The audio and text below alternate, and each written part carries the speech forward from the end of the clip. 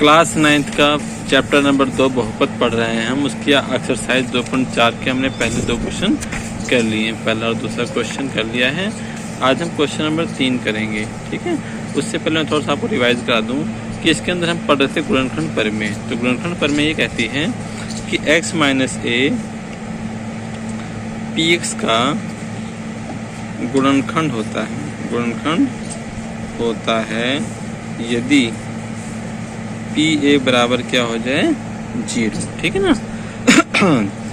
यानी x का यहाँ से निकला हुआ मान अगर पी एक्स में रखते हैं तो हमें वैल्यू क्या मिलती है 0, ठीक है ना। इसका रिवर्स, आज इसके साथ रिवर्स पे काम करना पड़े। यदि देखो पी ए बराबर 0, यानी पी ए बराबर 0 कब होगा? ये केवल तभी होगा जब x minus A P x का गुणनखंड, ठीक है ना। तो कुछ कोई क्वेश्चन तुझसे पूछता है कि पी ए बराबर 0 है तो क्या होगा, तो आप बता दो कि हाँ भाई, तो उस केस में x माइनस ए पी का गुणनखंड है, इस बात की पूरी गारंटी है, ठीक है। तो क्वेश्चन नंबर 3 क्या जानना चाहता है? ये क्वेश्चन भी बहुत इंपॉर्टेंट है एग्जाम के लिहाज से। k का मान ज्ञात कीजिए जबकि निम्नलिखित स्थिति में से प्रत्येक स्थिति में x माइनस ए एक पी ए से गुणनखंड हो। देखो क्वेश्चन नंबर जो 1 और 2 में तुमसे पूछा था गुणनखंड है या नहीं, यहाँ ऐसा नहीं कह रहा गुणनखंड है या नहीं, ये कह रहा है कि आप के बता दो कितना होगा। तो वहाँ पे नंबर मिसिंग है ना, के वो बताओ। ये हम आपको बता रहे हैं कि ये सब गुणनखंड है। तो अगर ये गुणनखंड है तो ये गुणनखंड कब होगा? जब x का निकला हुआ मान px में क्या बना रहा होगा 0, ठीक है। तो कौन गुणनखंड है पहले चेक करते हैं। क्वेश्चन नंबर 3 है तो x माइनस 1 गुणनखंड है ना। तो यहाँ से x का मान निकालने के लिए हम क्या करेंगे? तो पहले 0 के बराबर रखेंगे और x बराबर कितना आ जाएगा हमारे पास 1। इस माइनस 1 को उधर शिफ्ट कर दिया हमने, ठीक है। अब पहला क्वेश्चन देखिए। पहले क्वेश्चन में लिखा हुआ है P x x square x plus के। अब यहाँ पे के ना, के को मिसिंग नंबर है, हमें उस नंबर का मालूम करना है कि वो नंबर क्या होगा। जबकि हमें ये बता दिया गया है कि x माइनस 1 जो है ना वो इसका गुणनखंड है। तो गुणनखंड होता है तो क्या होता है? तो गुणनखंड होता है तो क्या होता है? तो x के उस मान पर वो वैल्यू क्या बन जाती है हमारे पास? 0 बन जाती है, बन जाती है ना, बन जाती है। तो हमें x बराबर 1 रखना है और हम लिखेंगे ऐसे p, चाहे तो आप यहाँ ले तो पी एक्स तो क्या पुट कर लो 0, या आप चाहो तो यहाँ पे p1 क्या रख दो 0। क्यों रख दो 0? क्योंकि आपको दिया गया है कि गुणनखंड है ये। तो यहाँ पे देखो x स्क्वायर है तो आप लिखोगे 1 का स्क्वायर प्लस, क्यों 1? यहाँ पे 1 है, फिर x तो फिर 1 प्लस k तो k इक्वल टू, और क्योंकि गुणनखंड है तो ये वैल्यू हमारी क्या बन गई है 0। तो आप यहाँ पे बराबर रख दो 0। अब 1 की स्क्वायर तो 1 ही आएगा, प्लस 1 प्लस k और बराबर क्या हो गया 0। 1 और 1 कितना हो गया 2, 2 प्लस k बराबर 0। तो क्या आ गया माइनस का 2, ठीक है। तो हम ऐसा कहेंगे ये कंडीशन यानी x माइनस 1 पी एक्स का गुणनखंड हो जाएगा अगर k के बदले क्या लिखा जाएगा नंबर माइनस का 2, ठीक। एक और क्वेश्चन करते हैं, धीरे धीरे समझ में आ जाएगा। लिखा हुआ 2x स्क्वायर, इसको हमने पी एक्स मान लिया, 2x स्क्वायर प्लस के एक्स प्लस रूट 2, ठीक है।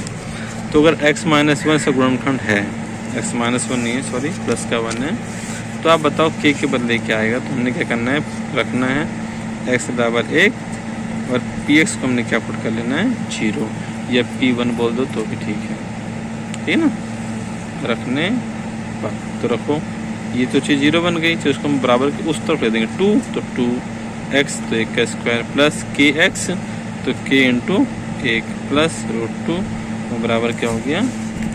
देखो 1 का स्क्वायर तो 1 आएगा, 1 दूनी 2 और k कम k प्लस रूट 2 बराबर 0। k को हमने ही रोक लिया, इस 2 को उस तरफ ले जाओ माइनस कर दो, रूट 2 को तो जाओ माइनस का रूट 2।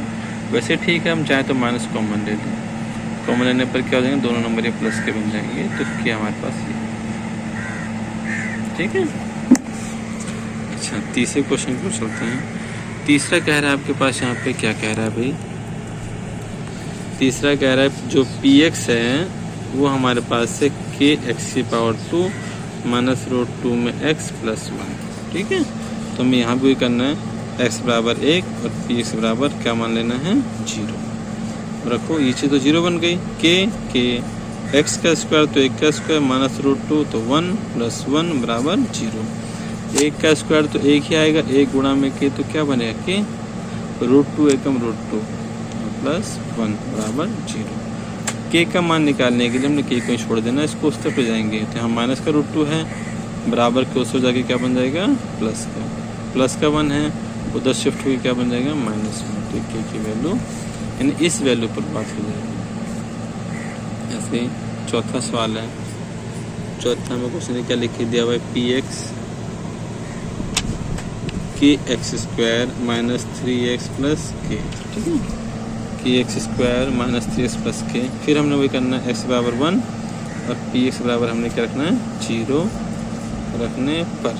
ठीक है, ये 0 क्यों रख रहे हैं, गुणनखंड बता दिया है, गुणनखंड है के एक्स का स्क्वायर तो 1 का स्क्वायर 3 × 1 प्लस के और बराबर क्या हो गया 0। 1 का स्क्वायर तो 1 आएगा, 1 गुणा में के तो के -3 × 3 प्लस के बराबर 0। के 2k -3 बराबर 0। 2 के यहीं रखा, 3 को उधर शिफ्ट किया तो प्लस का 3 हो गया, के कितना हो गया 3/2। ठीक है, तो इसके चारों क्वेश्चन हमारे पास से हो जाता है। क्वेश्चन चौथा क्या है, क्वेश्चन चौथा जैसे हमने क्या पहले बनाया है कभी। क्वेश्चन चौथा कह रहा है गुणनखंड कीजिए। अब गुणनखंड हमने क्लास 8वीं में सीखा है, ठीक है ना, फिर भी मैं थोड़ा सा बता देता हूँ गुणनखंड कैसे करते हैं 3 पदों में। देखिए, अगर आपको द्विघात बहुपद गुणनखंड करना नहीं आता तो इसके लिए मैं सेपरेट एक वीडियो डालूंगा वैसे, पर 8वीं क्लास में पढ़ाया जाता है इसको, और 9वीं में भी है, 10वीं में भी, क्योंकि हर क्लास के अंदर इसकी इस्तेमाल होता ही है। द्विघात बहुपद इस रूप में हमारे पास होता है कि ax2 + bx + c। वो ये कोई नंबर्स हैं, a b c कांस्टेंट है, लेकिन नंबर्स हमारे पास x² वाला पद है, फिर x वाला पद है, फिर बिना x का मिलेगा हमारे पास। इस रूप में हमें हमारा बहुपद दिया होगा, तो हमें क्या करना है, पहले इस वाले a को यानी इस नंबर को इस a c वाले नंबर से मल्टीप्लाई करना है, तो हमें कोई एक नंबर मिल जाएगा ac। ठीक है, ठीक है, तो जो हमें ac यहाँ पे नया नंबर मिलेगा ना, ये जो बीच में नंबर b लिखा है ना, इसके हमें 2 नंबर इस तरह से बनाने हैं कि अगर उन दोनों नंबर को हम मल्टीप्लाई कर देते हैं तो हमें इसके बराबर की वैल्यू दें, और अगर उन्हीं दोनों नंबर को हम प्लस करते हैं तो हमें b के बराबर ही मिलना चाहिए। तो हम इस काम को करके रखें, ध्यान रखेंगे, थोड़ा बहुत हमें अच्छे से प्लस माइनस का भी नॉलेज होनी चाहिए। ठीक है, तो क्वेश्चन नंबर 4 में हमें यही करना है, गुणनखंड करना है। ठीक है, तो क्वेश्चन नंबर 4 का हाँ, अगर पहला भाग पहले पढ़ा दो क्वेश्चन को, तो गुणनखंड ज्ञात कीजिए, और ये हमारे पास 4 सवाल दिए गए हैं। तो पहला सवाल हमारे पास क्या है, 12x² - 7x + 1। तो मैंने यहाँ पर लिख लिया 12x² - 7x + 1। तो आप देख सकते हैं यहाँ पे, ये हमारे लिए a है, ये b है और ये c है। तो पहले हमें क्या करना है, a को c से गुणा करना है, तो a है 12 और c कितना है 1, तो 12 एकम कितना हो जाएगा 12। अब जो बीच वाली संख्या ये -7, हमें इसके 2 बनाने। अब हमें कोई ऐसा नंबर चाहिए जो गुणा करने पे तो 12 है और जोड़ने पे हमें क्या दे -7 ही। तो हम देख रहे हैं -4 और -3 वो 2 नंबर हैं, तो 4 कितना हो गया हमारे पास 12 हो गया। ठीक है, तो -4 और -3 अगर दोनों गुणा करते हैं तो हमें 4 12 -1 प्लस वही नंबर मिल जाएगा, और अगर इन नंबरों को हम जोड़ लेते हैं तो -7 मिल जाएगा, और यही तो शर्त है, यही तो हमें ज़रूरत है। तो अब हमें क्या करना आगे, जब वो 2 नंबर मिल जाए तो कि पहले नंबर को आप ऐसे लिखो, जो -7 है उसके बदले ये 2 नंबर लिखे जाएंगे अलग अलग करके, तो -4x और -3x और +1। अब इनमें कॉमन निकालो, तो दोनों में क्या कॉमन है, तो दोनों 4 के टेबल में आते हैं और दोनों के अंदर x है। ठीक है, अब देखिए दोनों में 4 कॉमन लिया और दोनों में x है, तो 4 × 12 3 और x में 4 एकम 4। ठीक है, गुणनखंड के अंदर ये कंपलसरी शर्त है, शर्त ना कहें बल्कि ये तो होता ही होता है कि जो ब्रैकेट में यहाँ पर आ गया वही फिर से एक बार लिख लो।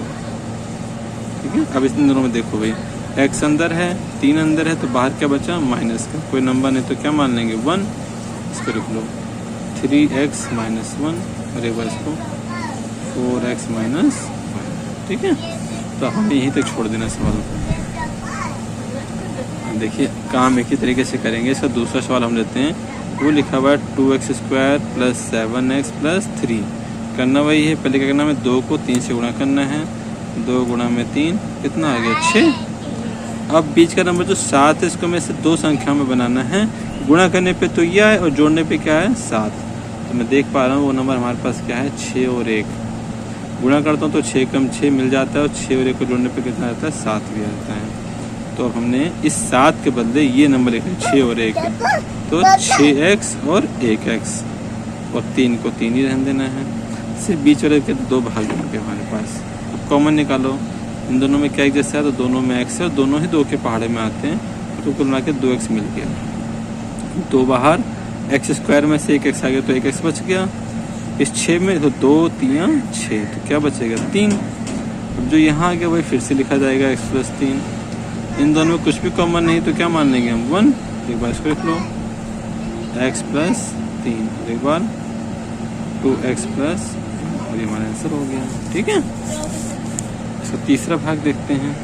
तीसरा भाग कह रहा है हमारे पास 6x² + 5x और -6। क्या करना है हमको, इस 6 को पहले इस 6 से गुणा करना है, तो 6 गुणा -6 तो 6 6 36। ठीक है, अब हम गुणा करने पे चाहिए -36 और जोड़ने पे चाहिए 5, तो क्या नंबर मिलेगा 9 गुणा में -4, 9 चौक 36। तो अगर 9 में से 4 को माइनस करते तो हमें क्या मिल जाएगा 5, वो भी आ गया। तब इस 5 के बदले हम 5 को छोड़ के नंबर लिखेंगे 9 और 4, तो प्लस का 9x और माइनस का 4x और माइनस का 6। अब देखो इन दोनों में हमें क्या मिल रहा है, दोनों देखो दोनों 3 के पहाड़े में आ रहा है, तो मैंने 3 को मन ले लिया और दोनों में x भी मिल रहा है तो x भी ले लिया। 3 दूनी 6 और प्लस 3 तिया 9। अब इन दोनों में देखो दोनों 2 के पहाड़े में और दोनों में ही माइनस का है, तो माइनस का 2 ले लिया, तो 2 दूनी 4 और x ही बचेगा और प्लस का 3। ठीक है, ये तय है वैसे कि जो दोनों में ब्रैकेट में सेम आएंगे। अब एक बार ब्रैकेट वाला लिख दोगे और एक बार ब्रैकेट के बाहर वाला लिख दोगे 3x माइनस का। ठीक है, अब इसे चौथे भाग की ओर करते हैं। चौथा है 3x² -x और माइनस का 4। फिर वे काम, इस 3 को हमें इस 4 से गुणा करना है, तो 3 गुणा -4 तो 12 आ गया। ठीक है, अब बीच में हमारे पास नंबर क्या -1 है, तो हमें इसके 2 हिस्से करने, गुणा करने तो 12 का है और जोड़ने पे क्या -1 है। तो मैं देख रहा हूँ नंबर क्या -4 और प्लस का 3 नहीं है। गुणा करता हूँ तो 4 3 12 आ जाएगा, 4 में से 3 तो कितना -1 भी आ जाएगा। तो हमें क्या मिला 3x² माइनस का 4x प्लस का 3x और माइनस का 4।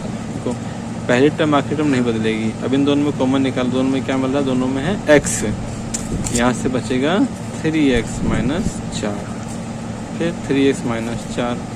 इनमें तो कुछ भी कॉमन नहीं तो क्या मान लेंगे 1। एक बार इसको लिख देंगे 3x - 4 और x + 1। ठीक है, आप वीडियो को ध्यान से देखें, समझें इसको, ये आपके बहुत काम के लिए है। ठीक है।